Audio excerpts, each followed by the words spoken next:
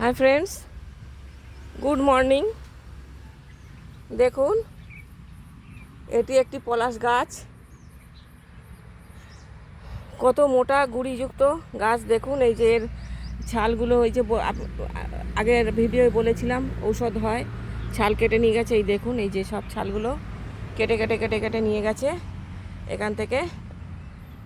চারিদিকে এই যে পলাশ ফুল ছড়িয়ে পড়ে আছে। এখানে একটা লুক, ঘরের লুকটাও দেখা যাচ্ছে এখানে। এই যে দেখুন, একটা চালা বাঁধা আছে, ঘরের লুকটা দেখুন। আর গাছের চেহারাটা দেখুন, কত বড় গাছটা, প্রায় 15-16 ফিট লম্বা। গাছটাতে ফুল ভর্তি হয়ে গেছিলো, এখন কিন্তু ফলও হয়ে গেছে, ফল ধরে গেছে। এই যে পলাশ ফল, ফুলও আছে, ফলও আছে। আমি এটা আপনাদেরকে এই কারণেই দেখালাম, এই যে দেখুন এখানে কিছু ফল, পলাশ ফল পড়ে আছে। এই যে পলাশ ফল,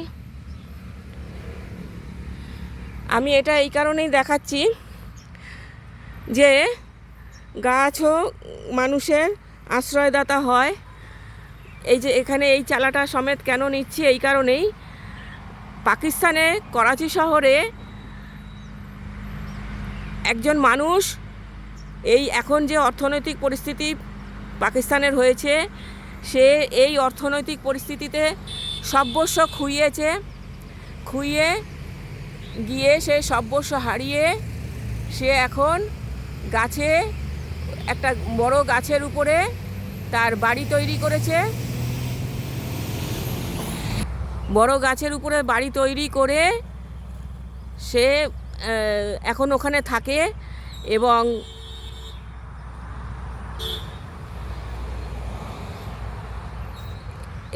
তার সমস্ত সংসারটা সে ওখানেই রেখেছে। চাল চুলো বানিয়ে নিয়েছে, সেখানেই রান্নাবান্না করে খায় দায়, এবং বেসিনও একটা লাগিয়েছে। জলের ব্যবস্থাও করেছে, জলের ব্যবস্থাও করে নিয়েছে ঘরের উপরে।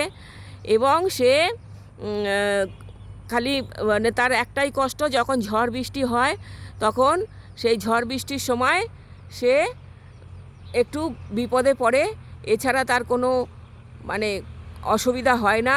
সারাদিন তার পাকালির সাথেই দিন কেটে যায়, পাখির আওয়াজ, এর মধ্যেই তার দিন কেটে যায়। Thank you. ভিডিওটা ভালো লাগলে অবশ্যই একটা লাইক, শেয়ার, কমেন্ট করবেন।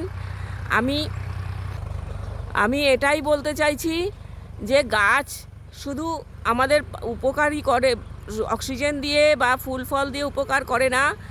পাকালিদের আশ্রয় যেমন দেয়, তেমনি গাছ মানুষেরও আশ্রয়দাতা হয়ে উঠতে পারে। অতএব গাছকে আমাদেরকে রক্ষা করতে হবে। Thank you. ভিডিওটা ভালো লাগলে অবশ্যই আমার চ্যানেলটাকে সাবস্ক্রাইব করে আমার পাশে থাকবেন প্লিজ। আমার বড় ভিডিওগুলো আপনারা একটু দেখবেন কাইন্ডলি প্লিজ, কারণ বড় ভিডিওতে অনেক তথ্য থাকে, অনেক গল্প থাকে, অনেক তথ্য সম্বলিত ভিডিওই আমি বানাই। Thank you for watching.